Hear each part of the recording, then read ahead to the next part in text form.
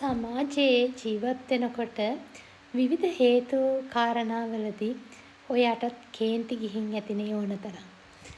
ඉතින් සමහර වෙලාවට අපි ජීවත් වෙනකොට අපි අපේ බලාපොරොත්තු වලට යන ගමනේදී අපිට බාධාවල් සිත් ඇවුල් ඒ වගේම වෙන නොයෙක් උපක්‍රමශීලීව අපේ ගමන් මාර්ගය අපි සතුටින් යනකොට ඒ මඟ වෙනස් කරන්න විවිධ බලවේග ක්‍රියාත්මක වෙන්න පුළුවන්. මෙහෙම අත්දැකීම් ඔයාටත් ඇති. ඉතින් හිතන්න දැන් මම මගේ ජීවිතේ මගේ අත්දැකීම් වලින් කියනවා නම් මගේ රැකියා ස්ථානයේදී සමහර වෙලාවට විවිධ චිත්ත පීඩාවන් වලට ලක් වෙන්න වෙනවා. එහෙම අපිට කරදර කරන්න හිංසා කරන්න අපි කරන කාර්යයන් වලට අර අපි සතුටෙන් ඉන්නකොට අකමැති පිරිස් ඉන්නවනේ එයාලට කියනවා අපි ටොක්සික් පීපල්ස්ලා. ඉතින් මේ වගේ විස සහිත මිනිස්සු කොයිම වෙලාවකවත් ජීවිතේ කිසිම කෙනෙකුට සතුටක් දෙන අය නෙමෙයි. එහෙම අය හැම මොහොතකම එයාලා ඉන්නේ දුකෙන් පීඩාවෙන් කනස්සල්ලෙන් සහ අසන්තෘප්ත ඒ කියන්නේ තෘප්තිමත් නෑ හැම මොහොතකම එයාලා තෘප්තියෙන් තොර කට්ටිය. ඉතින් එහෙම කට්ටිය විතන් කරන්නේ අනිත් පාර්ශවයන් වලටත් ඒ ආකාරයේම පීඩාවන්. මොකද Taman සතුටින් ඉන්න කෙනෙක් අපිට වඩා ඉහළින් ඉන්න කෙනෙක් අපිට වඩා ජීවිතේ දෙයක් ලබා ගත්ත මිනිස්සු තමයි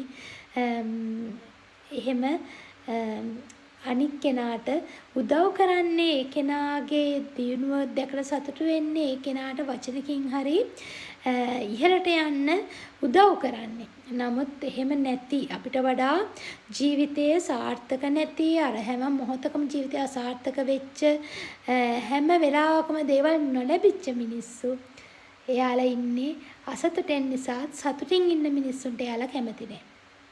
ඉතින් මෙහෙම වෙලාවල් වලදී තරහ යන එක ආවේගශීලී වෙන එක ඕනම කෙනෙකුට පොදුයි. ඒක මටත් පොදුයි. හැබැයි මම හැම මොහොතකම හිතනවා වැඩකට නැති මිනිස්සෙක් නිසා ජීවිතේ මගේ සතුට මන් නැති කරගන්න ඕනේද? මම මගේ වටිනාකම දන්නවනම් කවදාවත් එතනින් එහාට අනික් කෙනා මොන පීඩාව කරත් මම මගේ සතුට මට ආදරෙයි නම් මගේ මානසික සුවය මට වැදගත් නම් ඒ මානසික සුවය නැති වෙන කිසිම දෙයක් මම මගේ ජීවිතේ කරන්නේ නැහැ. වචනයක් පාවිච්චි කරලා තරහ පිට කරන්න පුළුවන්. තරහ පිට කරන්න හරිම ලේසි. හැබැයි ඒ පිට කරන තරහ අපි කරගන්නේ අපේ ජීවිතේට අයහපත. මොකද අපේ මානසික සුවය නැති කරගන්නේ අපි ඒ තුලින්. හේතුව සතුටින් ඉන්න අපි අපේ ජීවිතයට අහක යන ප්‍රශ්න අරගෙන ඒ කරදර අපේ ජීවිතයට දාගන්නවා නම් ඒකේ වැරැද්දත් අපිටම තමයි. ඉතින් ඒක නිසා හැම මොහොතකම හිතන්න ඔයාලට තරහ යන සිදුවීමක් සිද්ධ වෙනකොට ඇයි මම තරහ ගන්නෙ? ඇයි මම ඒ වගේ වැඩකට නැති මිනිස්සෙක් නිසා මගේ ජීවිතය අවුල් කරගන්නේ? මගේ ජීවිතය මට වටිනවා, මගේ සතුට මට වටිනවා, මගේ මානසික සුවය නිසා ගොඩක් දෙනෙක් සතුටින් ජීවත් වෙනවා. මොකද මගේ මානසික සුවපත්භාවය අහිමි වෙච්ච තැන මගේ සේවා ලාභයෙන් සේවය ලබන කට්ටිය එයාලට හොඳ සර්විස් එකක් මට දෙන්න බැරි වෙනවා. මගේ පවුලේ අය ඒ වෙනුවෙන් දුක් වෙනවා. එතකොට මම ආදරය කරන මට ආදරය කරන මිනිස්සු මම දුකෙන් ඉන්නකොට මගේ මානසික සුවය නැති වෙලා තියෙනකොට එයාලා දුක් වෙනවා.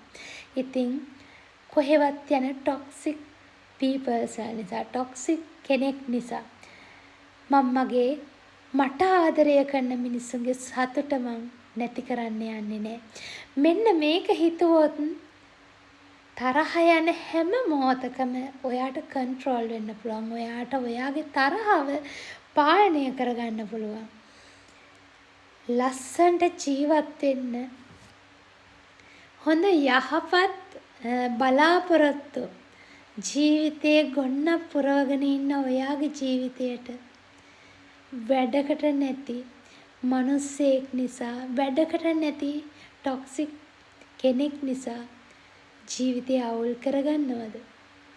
ඒ වගේ මෝඩ කෙනෙක් වෙන්නේ නැහැ කවදාවත්.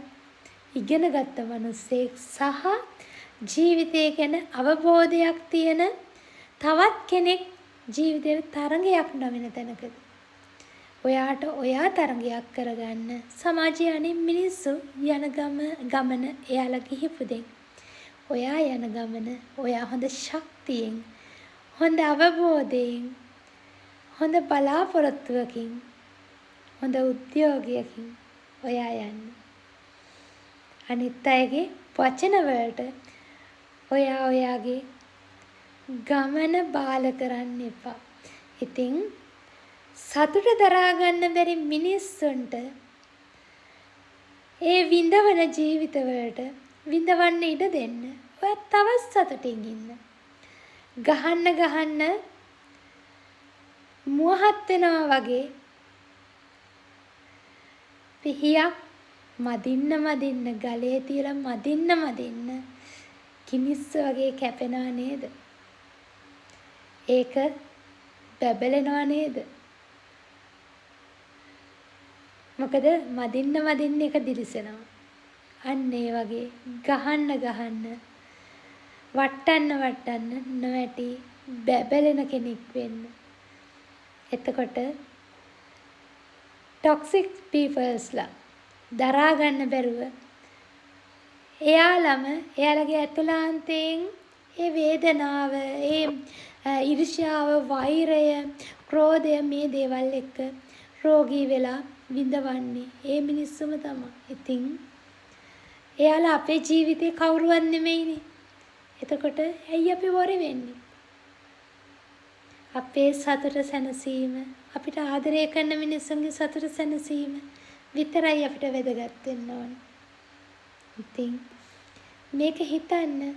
ඔයා ඔයාගේ ජීවිතයට සතුට දෙනවා වගේම ඔයා ඔයාට ආදරය කරන මිනිස්සුන්ට සතුට දෙන්න.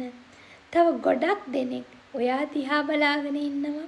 එයාලගේ ජීවිතවලට ඔයා සමහර වෙලාවට ලොකු චරිතයක් වෙන්න පුළුවන්.